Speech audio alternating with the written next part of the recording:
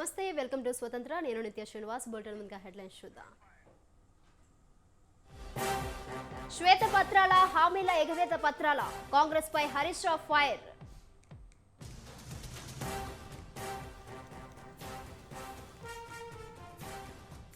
జగన్ వైఫల్యాలను ఎమ్మెల్యేలపై రుద్దుతున్నారు.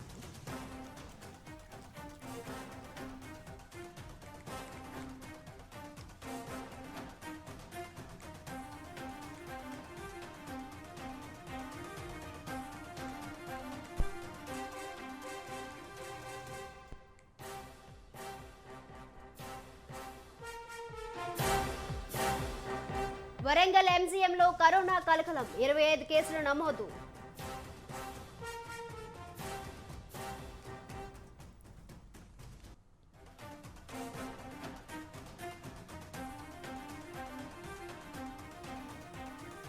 New year వేడుకలపై పోలీసుల ఆంక్షలు. రాత్రి 10 గంటల నుంచి ఉదయం 6 గంటలకు ఆంక్షలు. ఈ ఏడాది దేశం ఎన్నో ఘనతలు సాధించింది. 2024ను ఇలాగే కొనసాగిద్దామన్న ప్రధాని మోదీ.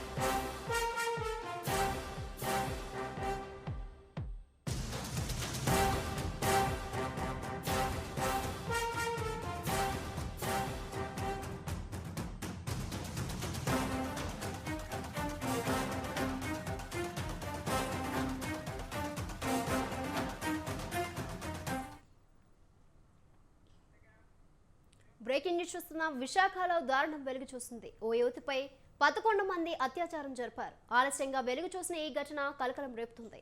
విశాఖ 4వ టౌన్ లిమిట్స్ లో ఈ ఘటన జరిగింది. రేప్ తర్వాత భయంతో యువతి విశాఖ విడిచి వెళ్ళింది. దీంతో యువతి తండ్రి మిస్సింగ్ కేసు ఫైల్ చేయడంతో విషయం వెలుగులోకి వచ్చింది. పోలీసులు రహస్యంగా కేసును విచారిస్తున్నట్టు తెలుస్తోంది.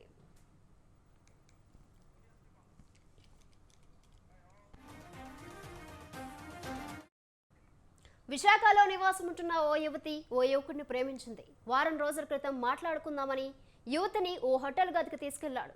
యువతితో హోటల్లో ఉన్న విషయాన్ని అతని ఫ్రెండ్ కి ఫోన్ చేసి చెప్పాడు. దీంతో అక్కడికి చేరుకున్న అతను యువతిని బెదిరించి బలవంతంగా అత్యాచారం చేశాడు. తాను ప్రేమించిన ప్రియుడే అతని స్నేహితుడితో అత్యాచారం చేయించడంతో తీవ్ర మనస్తాపానికి గురైన ఆ యువతి ఆర్కే బీచ్ కు చేరుకుని విలిపించడం ప్రారంభించింది.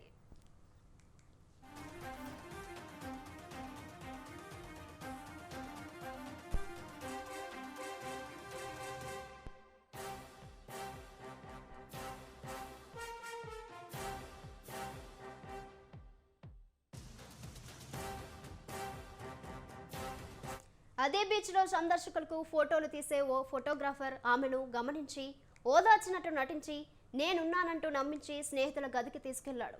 అక్కడ మొత్తం 9 మంది కలిపి యువతిపై గ్యాంగ్ రేప్ చేయడంతో యువతి బెదిరిపోయి వేరే ఊరికి వెళ్లిపోయింది.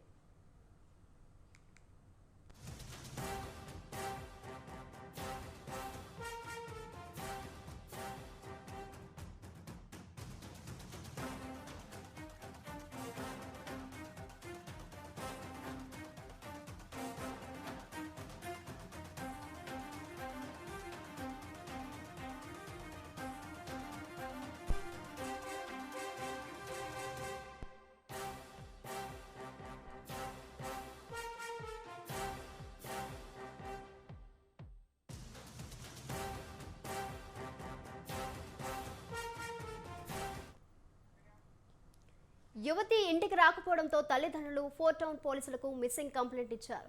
దీంతో యువతిని పోలీసులు కేసును ఛేదించి నిందితులను అదుపులోకి తీసుకుని విచారిస్తున్నారు. దీనిపై మరింత సమాచారం మా ప్రతినిధి ప్రదీప్ ఫోన్లో అందిస్తారు. ప్రదీప్. థ్యాంక్ యూ నిత్య. విశాఖలో దారుణం చోటు చేసుకుంది.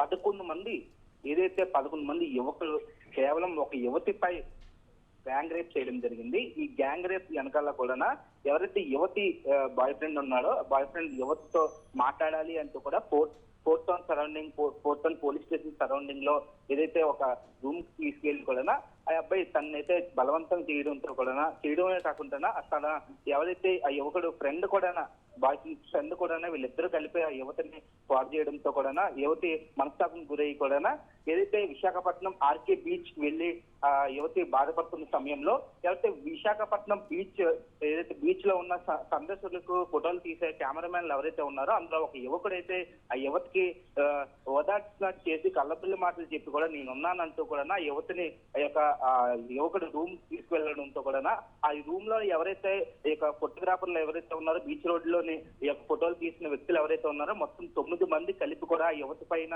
గ్యాంగ్ రేప్ చేయడం జరిగింది. మొత్తానికి ఆ యువతి అరుపులు అరుస్తున్నా సరే ఎటువంటి పరంగా కూడా పట్టించుకోకుండా సరే చాలా రాక్షసుల్లాగా వ్యవహరించారంటూ కూడా యువతి అయితే పోలీసులు తెలియజేసింది. మొత్తానికి ఆ జరిగిన సంఘటన వెంటనే కూడా యువతి భయంతో కూడా విశాఖను వదిలి పారిపోవడం జరిగింది. అంటే ఇంతకు చూసినప్పటికీ యువతి తల్లిదండ్రులకైతే ఒకేసారి డౌట్ రావడం జరిగింది. యువతి 2 రోజులైనా సరే ఇంటికి రాకపోవడం ఏంటి అంటూ కూడా భయాందోళనకు గురై కూడా ఫోర్త్ టౌన్ పోలీసులకి అయితే ఆశ్రయించడం జరిగింది.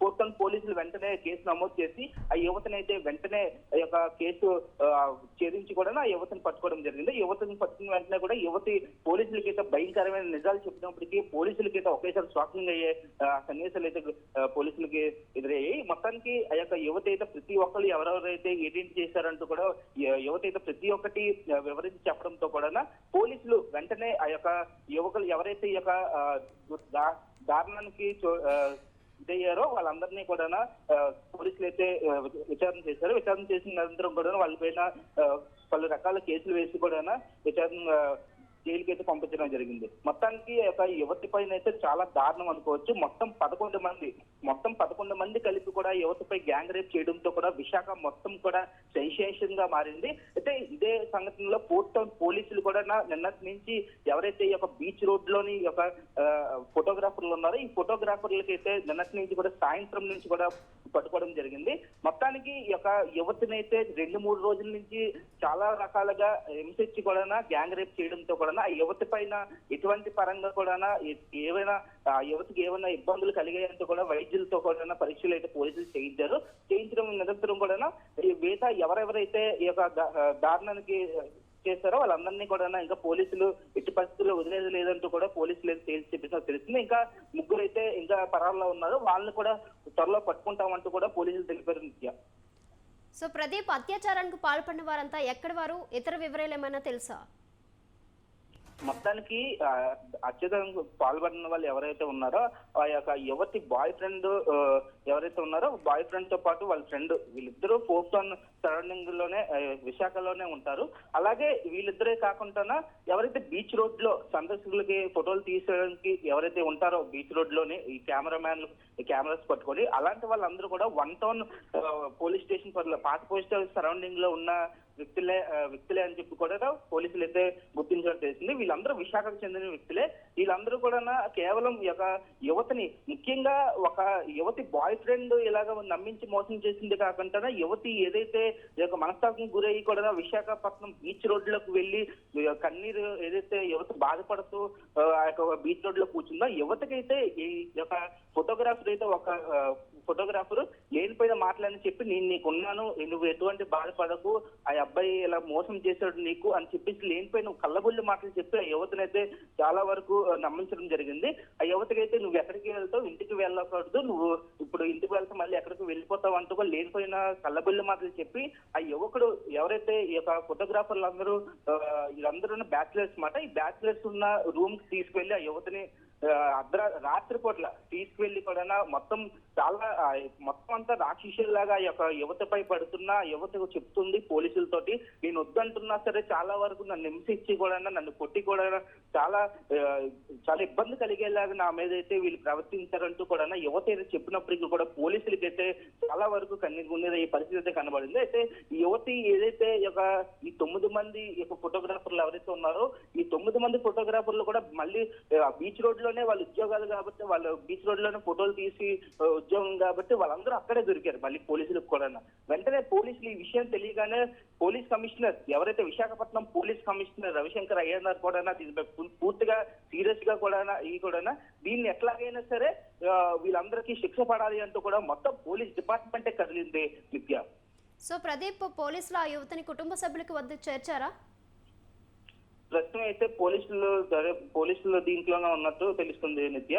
పోలీసులు ఇంకా విచారణ చేయాలి, ఇంకా ఎటువంటి పరంగా కూడా వీళ్ళు చేశారంటూ కూడా ఇంకా పోలీసుల విచారణ అయితే ఇంకా కొనసాగుతుంది. ఈ కొనసాగుతున్న నేపథ్యంలో ఆ యువతి అయితే చాలా ధైర్యంగా చెప్తుంది, నన్ను ఇలా చేశారండి, నన్ను చాలా ఇబ్బందులు పెట్టారండి అంటూ కూడా పోలీసులకి అయితే చెప్తున్నప్పుడు కూడా పోలీసులకు ఒకేసారి ఏంటి ఇంతవరకు ఎంత నరకం పడిందా ఈ యొక్క అమ్మాయి అంటూ కూడా పోలీసులు అయితే ఒకేసారి షాక్ అయ్యే పరిస్థితి అయితే కనబడుతుంది. అయితే మొత్తానికి యువతి తల్లిదండ్రులు కూడా కుటుంబ సభ్యులు అయితే కోర్టులోని పోలీస్ స్టేషన్ దగ్గర అయితే కన్నీరు మున్నీరు అయ్యే పరిస్థితి కనపడుతుంది. ఎందుకు భగవంతుడా మాకు ఎందుకు ఇంత కష్టాలంటూ కూడా యువత తల్లిదండ్రులు ఆ యొక్క బాధను చూస్తుంటే అసలు చుట్టుపక్కల ఉన్న ఈ యొక్క మీడియా గానీ అలాగే పోలీస్ డిపార్ట్మెంట్ గానీ వాళ్ళ బాధను చూడలేక కూడా చాలా కన్నీరు మున్నీరు పరిస్థితి కనబడుతుంది. యువత తల్లిదండ్రులు కూడా మీడియా ముందు కూడా రాలేని పరిస్థితిలో కూడా వాళ్ళు ఉన్నారు నిత్య. సో ప్రదీప్, నిందితులందరినీ పోలీసులు అరెస్ట్ చేశారా? మొత్తానికి నిందితులందరినీ యువతి బాయ్ ఫ్రెండ్ అని నమ్మించి ఒక వ్యక్తి అయితే యువతి దగ్గర చేరి కొద్ది రోజుల నుంచి స్నేహం చేస్తున్నాడో ఆ యువకుడిని అలాగే యువకుడి ఫ్రెండ్ ని కూడా ఇద్దరిని ఫస్ట్ అయితే అదుపులోకి తీసుకోవడం జరిగింది. అదుపులో తీసుకున్న వెంటనే కూడా వెంటనే ఈ యొక్క యువతి ఏదైతే బీచ్ రోడ్డుకి వెళ్ళి ఒక యువతి బాధపడుతున్న సమయంలో ఈ కేటిగల్ 9 మంది ఫోటోగ్రాఫ్ కేటిగల్ ఎవరైతే ఉన్నారో ఈ కేటిగల్ మాత్రం ఒక యువతనే తీసుకువెళ్ళి కూడా ఎవరు అని చెప్తూ ఆ యువతి చూపిస్తున్న సమయంలో ప్రతి ఒక్కరిని తీసుకున్న పరిస్థితి పోలీసులు అయితే వాళ్ళ కస్టడీలోకి తీసుకోవడం జరిగింది. ఇంకా కొంతమంది 2-3 అయితే ఇంకా ప్రజెంట్ అయితే పరారులో ఉన్నట్టు కూడా తెలుస్తుంది. మొత్తానికి పోలీసులు అయితే ఈ యొక్క విషయాన్ని ఈ యొక్క కేసుని అయితే ఈ యొక్క యువతకి జరిగిన అన్యాయాన్ని అయితే పోలీసులు అయితే చాలా ప్రెస్టేజ్ గా కూడా తీసుకొని చాలా ఛాలెంజ్ గా తీసుకున్నారు. వెంటనే ఈ యొక్క కేసు విషయంలో మాత్రం చాలా ఏదైనా సరే యువతకి న్యాయం చేసేలాగా చేస్తాం, ఇంకా ఎవరికి ఎట్లాంటి పరిస్థితి రాకుండా చేస్తామంటూ కూడా పోలీసులు అయితే చాలా సీరియస్ గా ఛాలెంజ్ తీసుకున్నట్టు కూడా తెలుస్తుంది నిత్య. Right Pradeep, thank you.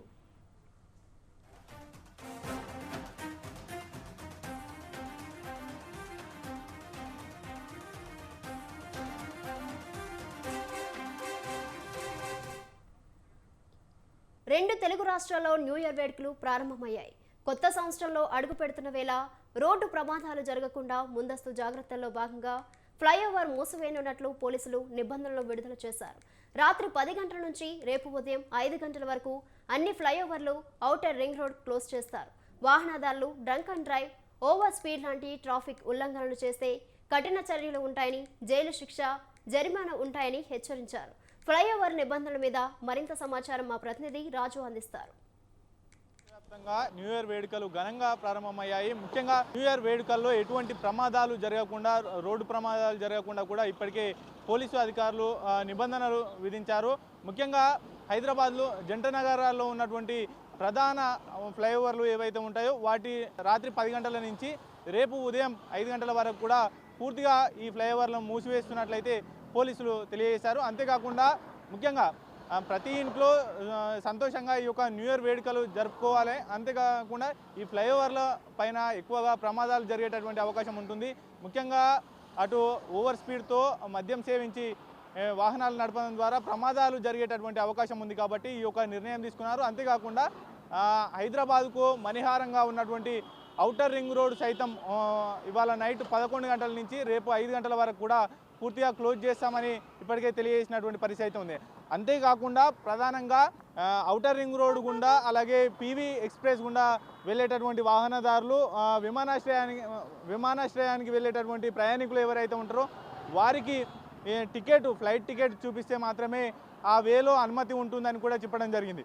Hyderabad, Cyberabad అలాగే రాచకొండ కమిషనరేట్ల పరిధిలో ఉన్నటువంటి పోలీసు స్టేషన్లలో ముఖ్యంగా పోలీస్ స్టేషన్ల పరిధిలో చెక్ పోస్టులు పెట్టడం జరిగింది. డ్రంక్ అండ్ డ్రైవ్లు టెస్టులు నిర్వహించడం, అలాగే డ్రగ్స్ ఎవరైనా తీసుకొని వాహనాలు నడుపుతున్నారా, ఈరోజు ఎవరైనా డ్రగ్స్ తీసుకున్నారా అనేటటువంటి ఇది కూడా పరిశీలించేందుకు ప్రత్యేకంగా డ్రగ్ డిటెక్టర్ టెస్టులను కూడా చేస్తున్నటువంటి సిచ్యువేషన్ అయితే ఇవాళ పకడ్బందీగా ఉండేటటువంటి పరీక్షలు చేస్తున్నారు. అంతేకాకుండా పూర్తిగా ఏ ఒక్కరు కూడా డ్రింక్ అండ్ డ్రైవ్ చేయకుండా కఠిన చర్యలు తీసుకుంటామంటూ కూడా తెలియజేయడం జరిగింది.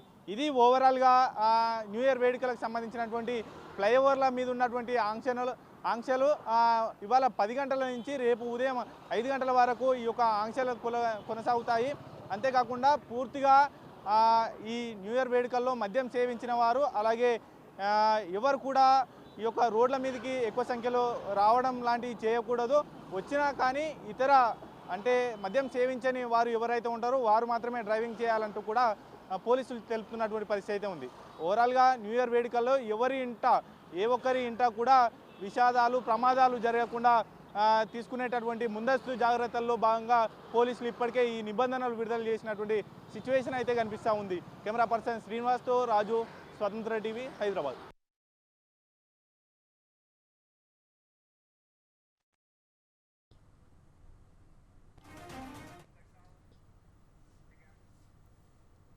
ఏపీలో రాజకీయాలు శరవేగంగా మారుతున్నాయి. ఎన్నికల నేపథ్యంలో ఎన్నికల గోదాలో గెలుపు గుర్రాలను దించేందుకు పార్టీలు సిద్ధం చేస్తున్నాయి.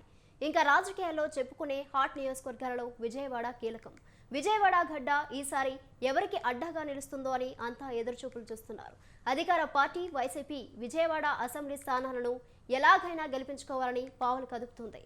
మరీ ముఖ్యంగా విజయవాడ పశ్చిమ నియోజకవర్గంపై కీలక పార్టీలు కదం తొక్కుతున్నాయి. ప్రత్యేకంగా సర్వే రిపోర్ట్ల ద్వారా అక్కడి ప్రజల నిర్ణయం ఎటువైపు ఉండనుందో అని అధికార పార్టీ అంచనాలకు సిద్ధమవుతుంది.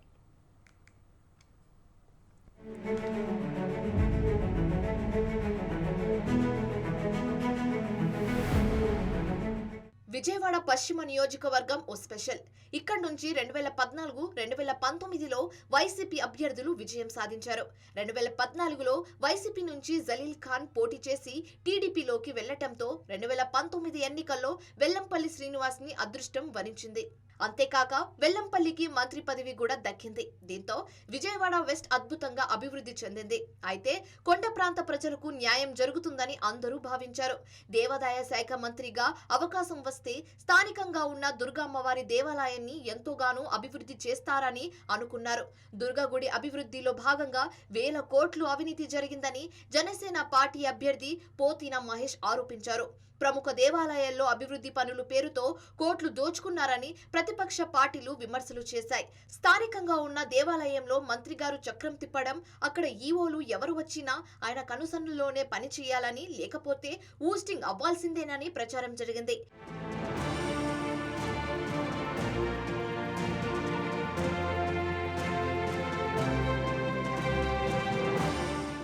ఎమ్మెల్యే వెల్లంపల్లి శ్రీనివాస్ కి స్థానిక కార్యకర్తల్లో వ్యతిరేకత వ్యక్తమవుతుంది.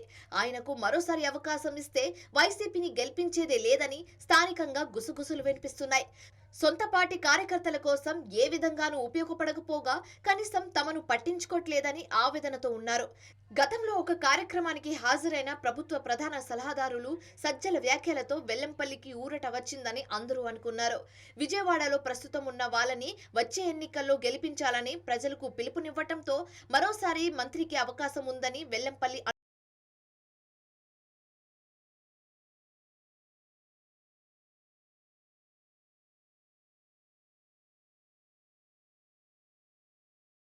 మన ప్రభుత్వం కార్యక్రమంలో వెల్లంపల్లి శ్రీనివాస్ ని స్థానిక ప్రజలు నిలదీసిన విధానం అధిష్టానం దృష్టికి వెళ్లడంతో నియోజకవర్గంలో వెల్లంపల్లి ఆశించిన స్థాయిలో పనిచేయట్లేదని స్పష్టమైంది. విజయవాడ వెస్ట్ లో ముస్లిం ఓట్ బ్యాంక్ తో పాటు వెల్లంపల్లి సామాజిక వర్గం కూడా అసంతృప్తిగా ఉన్నట్లు చర్చ జరుగుతోంది.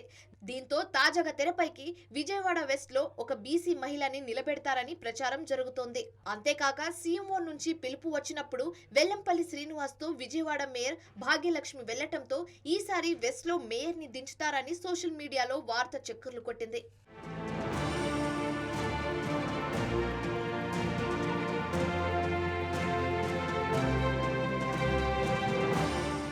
సీఎంఓ నుంచి బయటకు వచ్చిన వెల్లంపల్లి శ్రీనివాస్ మీడియాతో మాట్లాడుతూ ప్రభుత్వం నుంచి అందాల్సిన నిధుల కోసం సీఎంఓకు వెళ్లాల్సి వచ్చిందని, అందుకే మేయర్ వచ్చారని తెలియజేశారు. ఈసారి విజయవాడ వెస్ట్ లో పోటీ చేసేది నేనే అంటూ చెప్పుకొచ్చారు. సోషల్ మీడియాలో కావాలని దుష్ప్రచారం చేస్తున్నారని ఖండించారు. మరి రాబోయే ఎన్నికల్లో విజయవాడ పశ్చిమ నియోజకవర్గం నుంచి వైసీపీ పార్టీ ఎవరిని బరిలోకి దించుతుందో చూడాలి.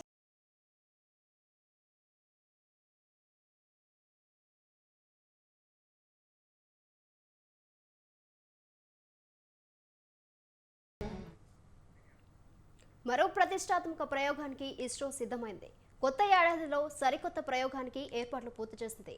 న్యూ ఇయర్ రోజునే నింగిలోకి రాకెట్ను పంపించనుంది. పిఎస్ఎల్వి C-58 రాకెట్ ప్రయోగానికి సర్వం సిద్ధమైంది.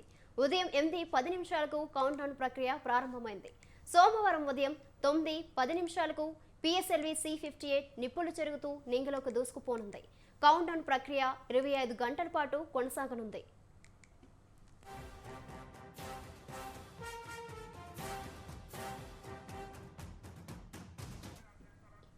$418 కిలోలు బరువు ఉండే ఎక్స్పోసాట్ కేరళ యూనివర్సిటీ విద్యార్థులు రూపొందించిన VIY నానాసాట్లను శాస్త్రవేత్తలు రోదసీలోకి పంపనున్నారు. భూ ఉపరితలానికి 650 కిలోమీటర్ల ఎత్తులోని వృత్తాకార కక్షలోకి శాటిలైట్లను పంపేలా డిజైన్ చేశారు. అంతరిక్ష రహస్యాల కోసం ఎక్స్పోసాట్ రూపకల్పన టెలిస్కోప్లా పనిచేస్తూ ఖగోళంలోకి బ్లాక్ హోల్స్, పాలపుంతలు, ఎక్స్రే కిరణాలపై పరిశోధనకి ఉపయోగపడుతుంది. ఎక్స్పోసాట్ జీవితకాలం 5 ఏళ్లు. ఇస్రోకి గెలుపు గుర్రాలుగా పిఎస్ఎల్వి రాకెట్లు ఉన్నాయి. ఇప్పటి వరకు 59 పిఎస్ఎల్వి రాకెట్లను ప్రయోగించారు. సోమవారం పిఎస్ఎల్వి సిరీస్లో 60వ ప్రయోగం చేస్తున్నారు.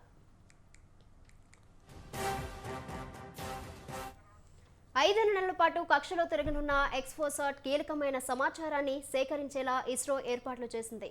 చంద్రయాన్-3 విజయం తర్వాత అంతరిక్ష రంగంలో భారతదేశ ఖ్యాతి మరో స్థాయికి చేరుకుంది. ఈ ప్రయోగం సక్సెస్ తర్వాత ఇస్రో మరింత వేగంగా భవిష్యత్ ప్రయోగాలను నిర్వహిస్తోంది.